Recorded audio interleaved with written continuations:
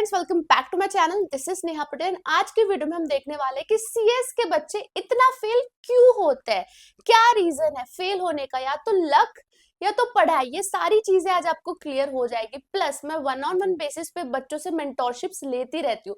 100+ बच्चों के साथ मेरा वन ऑन वन मेंटोरशिप हो चुका है एंड ट्रस्ट मी गाइस, उसमें से 60% से ज्यादा बच्चे मल्टीपल अटेम्प्ट्स वाले थे।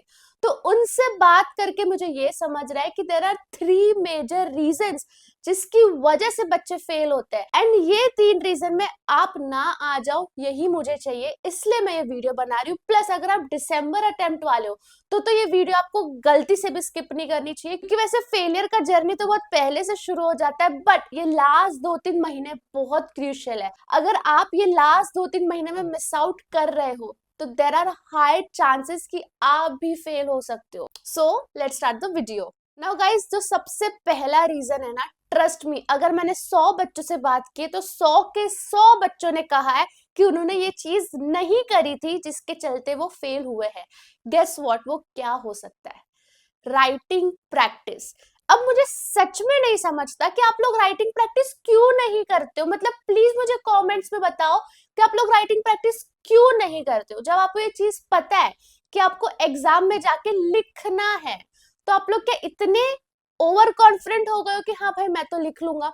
मतलब विराट कोहली भी मैच खेलने से पहले प्रैक्टिस करता है, धोनी भी अब तक मैच खेलने से पहले प्रैक्टिस करता है, रोनाल्डो भी अपना मैच खेलने से पहले प्रैक्टिस करता है। तो भाई इतने बड़े बड़े प्लेयर्स अब तक प्रैक्टिस करते, तो आप लोग क्यों नहीं करते हो? आप लोग तो भाई पहले दूसरी बार जाके लिख रहे हो एग्जाम, आपको तो पता लगाना पड़ेगा ना कि आपकी राइटिंग कैसी है। And the important thing is कि इतने सारे बच्चे एग्जाम्स दे रहे हैं, लाखों बच्चे जाके एग्जाम्स देने वाले हैं, कुछ ही बच्चे पास हो रहे हैं, कंपटीशन इतना हाई है, तो आपको आपका पेपर स्टैंड आउट कराना है कि नहीं कराना है चेकर के सामने। और वो कैसे होगा? जब आप अच्छे से लिखोगे। तो आप लोग क्यों नहीं लिखते हो, मैं अब तक नहीं समझ पाई। एंड ट्रस्ट मी गाइस, जितने भी बच्चे फेल हुए हैं ना, उन सब ने मुझे ये कहा है कि हमने राइटिंग प्रैक्टिस नहीं करी थी, या फिर अच्छे से नहीं करनी थी, जितनी करनी चाहिए थी उतनी नहीं करी थी, जिसके चलते हम एग्जाम में ब्लैंक हो गए, हमें समझ में ही नहीं आया कि कैसा लिखना था और वो फेल हो गए। तो अभी आपके पास, स्पेशली अगर मैं दिसंबर वाले बच्चों से बोलूं, अभी आपके पास 2-3 महीने बचे हुए, प्लीज जितना हो सकता है उतना लिखो। अब आपके माइंड में क्वेश्चन आएगा कि यार हम लिख तो रहे हैं, बट सही लिख रहे हैं गलत लिख रहे हैं कैसे पता चलेगा? तो मैं आपको बता दूं कि आप रैंकर्स वेव पर ट्रस्टली ब्लाइंड कर सकते हो, क्योंकि there are so many students जो रैंकर्स वेव पर डेली टेस्ट दे रहे हैं। लाइक यहाँ का जो चैप्टर वाइज टेस्ट है वो बच्चों को बहुत काम आ रहा है। देयर इज अ स्टूडेंट जो डेली बेसिस पर चैप्टर वाइज टेस्ट दे रही है, और उसका स्टार्टिंग में जो राइटिंग था वो इतना अच्छा नहीं था। लाइक वो प्रॉपर इंट्रोडक्शन नहीं लिखती थी, प्रॉपर कंक्लूजन नहीं लिखती थी, फॉर्मेट उसका सही नहीं था, जबकि कॉन्सेप्ट उसको बहुत अच्छे से आते थे।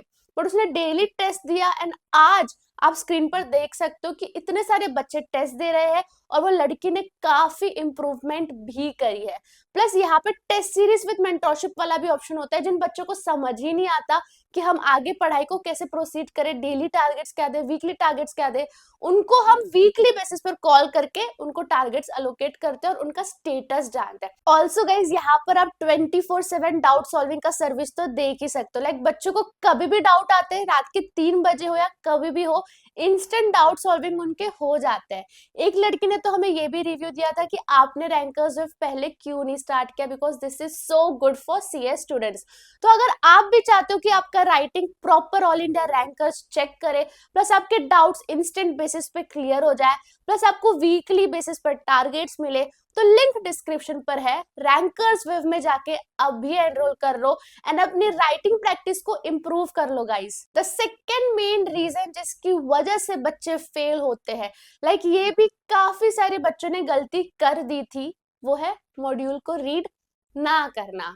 नाउ गाइस, आई नो आपके पास आपके क्लासेस के नोट्स है, आपके कोचिंग वाले ये भी बोलते हैं कि हमारे नोट्स सफिशिएंट है, इनफ है, विच आई ऑल्सो अग्री। लाइक मैंने भी काफी सारे क्लासेस के नोट्स देखे हुए, बहुत अच्छे नोट्स है।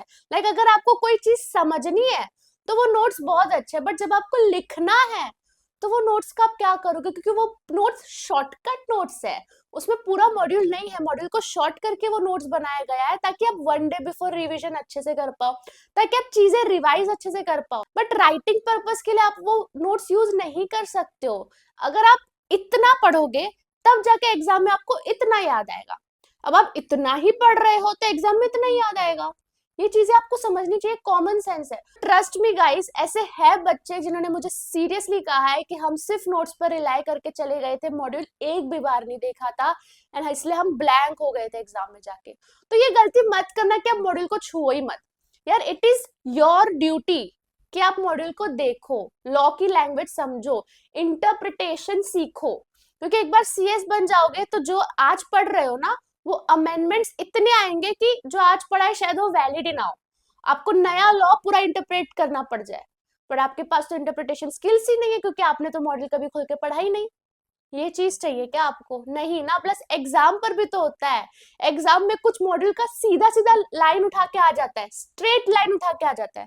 मॉड्यूल का सीधा सीधा sums as it is copy paste आ जाता है, मॉड्यूल के पीछे के क्वेश्चंस एज इट इज आ जाते हैं, क्योंकि इंस्टीट्यूट के पास तो मॉड्यूल ही है ना, उसको थोड़ी ना पता है अरे हाँ ये क्लासेस में जाता है, चलो इसका भी इस क्लासेस के क्वेश्चंस पूछते हैं। तो प्लीज मॉड्यूल रीडिंग को इनकॉर्पोरेट करो। अब मैं ये चीज जानती हूँ कि शायद आप जिस पैटर्न से पढ़ रहे हो उस पैटर्न को ज्यादा चेंज करना हानिकारक हो सकता है, तो मैं ये नहीं बोल रही कि पूरा ही अपने पैटर्न को चेंज करो, बट थोड़ी थोड़ी चीजें इनकॉर्पोरेट करो अपने रूटीन में, बिकॉज मुझे नहीं चाहिए ये बेसिक चीजों की वजह से आप फेल हो जाओ। थर्ड मेजर रीजन जिसकी वजह से फेल होते हैं, आई थिंक आप सबको पता होना चाहिए, that is past papers. No यार, आपके पास सीधा सीधा पास्ट पेपर अवेलेबल है, ठीक है? आप गूगल पर जाओ, आईसीएसआई क्यू पेपर डालो, आईसीएसआई गाइडलाइन आंसर्स डालो, आपको 5-10 साल के क्वेश्चन पेपर मिल जाते हैं। आप क्यों नहीं करते हो वो? आप अपने रिवीजन में पास्ट पेपर सॉल्व क्यों नहीं करते हो? आप लोग स्कैनर सॉल्व क्यों नहीं करते हो? मुझे ये भी चीज समझ नहीं आती। पता है आपको, ये जो आपका एग्जामिनेशन है, it's a type of game, और अगर इस गेम में आपको जीतना है तो माइंडसेट से जीतना होगा। लाइक थोड़ा सा ना स्मार्ट प्ले करना होगा। अब इसका पोर्शन बहुत बड़ा है, पॉसिबल ही नहीं है कि आप सारा पोर्शन कंप्लीट कर सको। ट्रस्ट मी गाइस, नहीं है possible. And at the same time possible है। कैसे? अगर आप हर एक चैप्टर्स को इक्वल इंपॉर्टेंस ना दो, अगर आप हर एक चैप्टर्स बहुत अच्छे से पढ़ने लग गए तो फिर हो गया इस जन्म में आपका अटेम्प्ट, फिर तो बहुत टाइम लग जाएगा आपको पढ़ने में। तो you have to identify, you have to analyse कि कौन से इंपॉर्टेंट चैप्टर्स है, कौन से बड़े कॉन्सेप्ट्स है, कौन से ऐसे छोटे चैप्टर्स है जिसमें से ज्यादा मार्क्स आ जाते हैं। ये सारी चीजें आपको माइंडसेट लगानी पड़ेगी। कैसे पता चलेगा? पास्ट पेपर सॉल्व करके, स्कैनर सॉल्व करके आपको समझेगा इंस्टीट्यूट का माइंडसेट कैसा है। एंड अगर आप इंस्टीट्यूट का ही माइंडसेट समझ गए तो आपको पता लग जाएगा किस टाइप के क्वेश्चंस आने वाले हैं।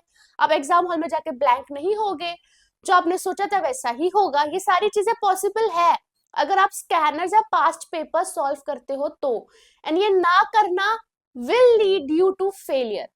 तो ये गलती मत करना। अभी इज द प्रॉपर टाइम, जो आपका 2-3 महीना बचा है, scanner solving, past paper solving, writing practice, module reading, एकदम प्रॉपर टाइम है। अभी सब शुरू कर दो। और जाते जाते गाइस मैं बस इतना बोलूंगी कि हर एक बच्चा अलग होता है। कोई बच्चा ऐसा होगा कि जिसने एक बार रिवाइज किया उसको अभी हमेशा याद रहेगा। कोई बच्चा ऐसा होगा कि जिसने एक बार लिख लिया उसको हमेशा लिखना आ ही जाएगा। या एक कोई बच्चा ऐसा होगा जिसकी ग्रास्पिंग पावर बहुत अच्छी होगी। यू हैव टू आइडेंटिफाई कि आप किस कैटेगरी में आते हो। क्या आप वो कैटेगरी में हो कि आपकी ग्रास्पिंग अच्छी है, या आप वो कैटेगरी में हो जिसको चीजें बहुत लंबे समय तक याद रहती है, या आप वो कैटेगरी में हो कि एक हाथ बार लिख लिया तो भी चलेगा।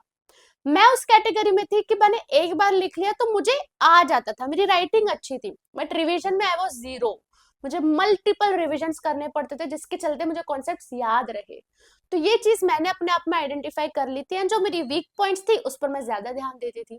सेम मैं आपको बोल रही हूँ, आप आइडेंटिफाई करो, उसके हिसाब से आप एक्शंस लो। आपका आपको ज्यादा अच्छे से पता होगा, किसी और को नहीं पता होगा। तो थोड़ा अकेले में बैठो, एनालाइज करो, और ये 3 चीजें जो मैंने आपको बताई है वो गलती से भी स्किप नहीं होनी चाहिए। Like if you all are following me, if you are social fam, मुझे नहीं चाहिए ये 3 बेसिक चीजें आप लोग स्किप करो। ऑलराइट गाइस, आज के लिए इतना ही। आई होप आपको समझा होगा कि बच्चे फेल क्यों होते हैं, एंड हम मिलते हैं दूसरे वीडियो में। Bye, best of luck.